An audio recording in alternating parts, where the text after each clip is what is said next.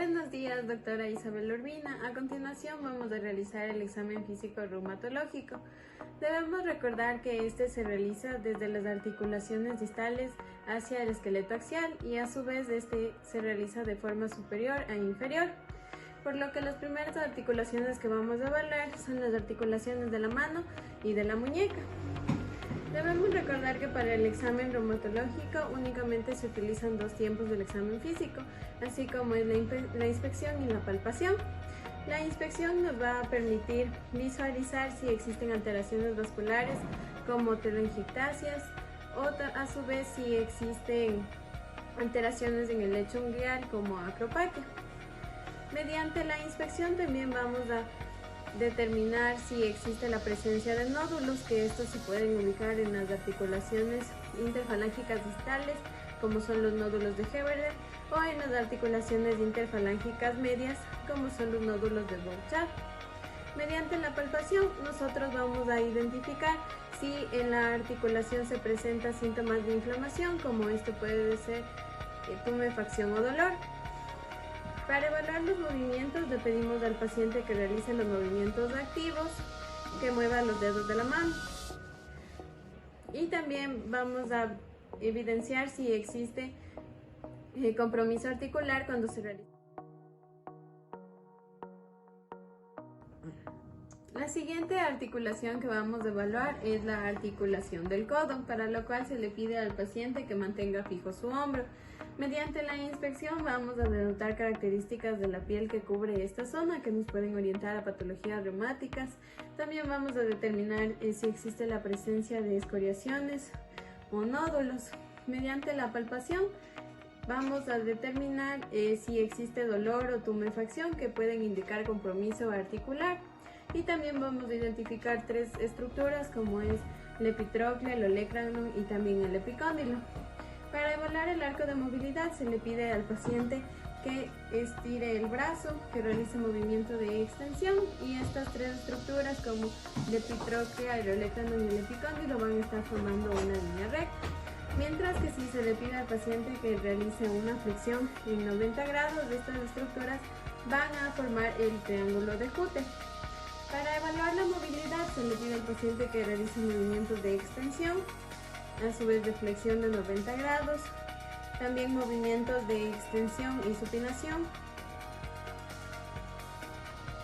y movimientos de pronación.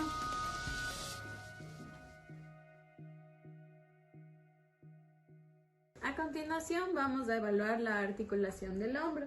Mediante la inspección vamos a determinar la simetría tanto entre el hombro izquierdo como entre el hombro derecho. También se debe evaluar la piel en presencia de alteraciones vasculares. Mediante la palpación vamos a palpar la articulación del hombro en busca de edema, tumefacción o dolor que nos indique compromiso articular. Para evaluar los movimientos del hombro, le pedimos al paciente que realice los movimientos activos, como es el movimiento de flexión, movimiento de extensión, que no debe realizar ninguna fuerza hacia atrás. También va a realizar los movimientos de abducción y el movimiento de aducción. A continuación debe realizar la rotación interna y también la rotación externa. Cuando el paciente no tiene la capacidad de realizar los movimientos activos, el médico realiza los movimientos pasivos y esto sería un indicativo de compromiso articular. A continuación vamos a evaluar la articulación de la cadera, en donde mediante la inspección debemos verificar la simetría tanto entre la cresta ilíaca derecha como izquierda. También mediante la palpación nosotros vamos a determinar la tonicidad muscular de la pierna, en donde eso nos va a permitir identificar la fuerza y también la sensibilidad. Mediante la palpación también vamos a identificar si existe dolor, edema o tumefacción. A continuación le pedimos al paciente que realice el arco de movilidad, en donde debe realizar movimientos de flexión. Nosotros debemos verificar que la rodilla siempre se encuentre extendida. Movimientos de extensión, movimientos de hiperextensión También le pedimos que realice movimientos de abducción, y que realice la rotación, en donde esta puede ser una rotación interna y una rotación externa. A continuación vamos a evaluar la articulación de la rodilla. Mediante la inspección, nosotros vamos a determinar si existe la presencia de alteraciones cutáneas, como pueden ser escoriaciones, a su vez de alteraciones vasculares, o también si existe la presencia de nódulos, que estos se pueden encontrar en la región suprapatelar o también intrapatelar. Mediante la palpación vamos a realizar maniobras que nos permitan determinar si existe la presencia de tumefacción o dolor, que pueden ser indicativos de un derrame sinovial. A su vez, también vamos a evaluar la estabilidad de la rodilla, en donde nos permite determinar la integridad de los meniscos. En cuanto a la evaluación del arco de movilidad, le pedimos al paciente que realice movimientos de flexión, en donde este es un movimiento de 135 grados. Y también le pedimos que realice movimientos de extensión, en donde este movimiento únicamente es de 10 grados.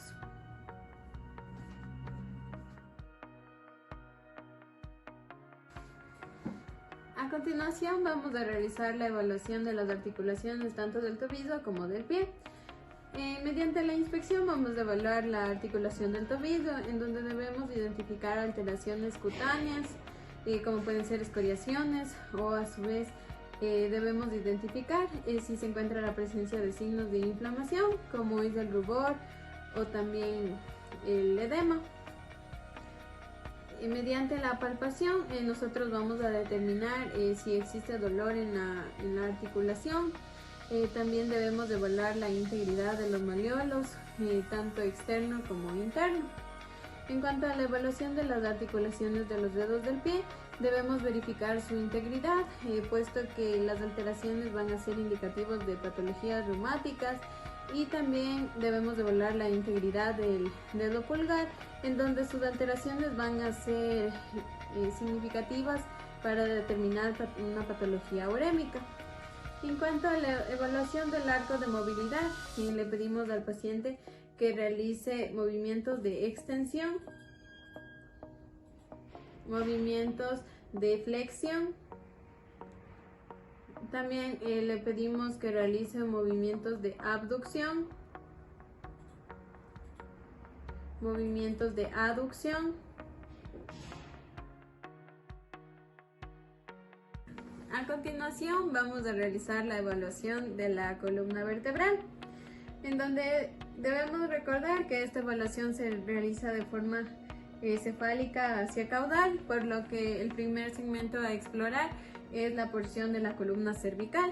Mediante la inspección nosotros vamos a determinar si existe la presencia de alteraciones cutáneas, también alteraciones vasculares, si existen malformaciones, o a su vez si existe desviación posicional de la cabeza, pueden ser tanto a la izquierda como a la derecha. Mediante la palpación vamos a evaluar el tono muscular. También vamos a evaluar si existe la presencia de nódulos o deformaciones, y debemos también identificar estructuras importantes, como es la apófisis transversa de la séptima vértebra cervical, que esta se denomina prominente. En cuanto a la evaluación del arco de movilidad, se le pide al paciente que realice de forma activa movimientos de extensión, también movimientos de flexión, movimientos laterales, tanto hacia la izquierda como hacia la derecha. Se le pide también que realice movimientos de rotación hacia la derecha y movimiento. Como último punto del examen físico reumatológico, se debe valorar el resto de segmentos de la columna vertebral, como es la porción torácica, la porción lumbar y también la porción sacrocoxígea. Debemos recalcar que para la evaluación de la columna vertebral se debe observar tanto el plano anterior como lateral y posterior del paciente, En este caso el médico es el que debe moverse alrededor del paciente para tener una mejor visibilidad, pero con fines didácticos el paciente va a realizar estos movimientos. En el plano anterior se debe evaluar la postura del paciente, se debe evidenciar si no existen movimientos anormales. En el plano lateral, la evaluación principalmente es de las curvaturas normales de la columna vertebral, en donde se debe evidenciar la lordosis cervical, la cifosis torácica, la lordosis lumbar y también la cifosis sacra.